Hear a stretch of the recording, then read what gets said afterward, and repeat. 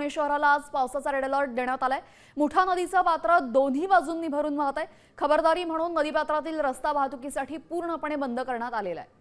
भिडे पुलाच्या आसपासचे दोन्ही रस्ते बॅरिगेटिंग्स लावून बंद केलेले आहेत। दरम्यान याच परिस्थितीचा आढावा घेतला आमचे प्रतिनिधी सचिन जाधव यांनी। पाहूयात।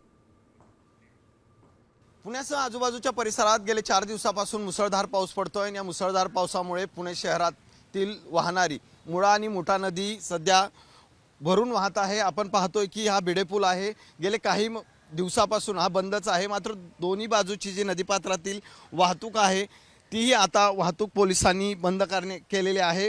एकूणच आपण पाहतोय की खडकवासला धरण क्षेत्रात मोठा पाऊस पडलाय। कुठल्याही क्षणी मोठ्या प्रमाणात पाण्याचा विसर्ग जो आहे तो नदीपात्रात केला जाऊ शकतो आणि त्या पार्श्वभूमीवर नदीपात्रातल्या दोन्ही बाजूच्या रस्त्यावरून जाऊ नये असं आवाहन वाहतूक पोलिसांकडून करण्यात आले। एकूणच आपण पाहिलं तर हे नदीपात्रातील रस्ते आहेत आणि दुसरीकडे आपण पाहतोय की मोठ्या प्रमाणात नदीमध्ये सध्या पाणी आहे।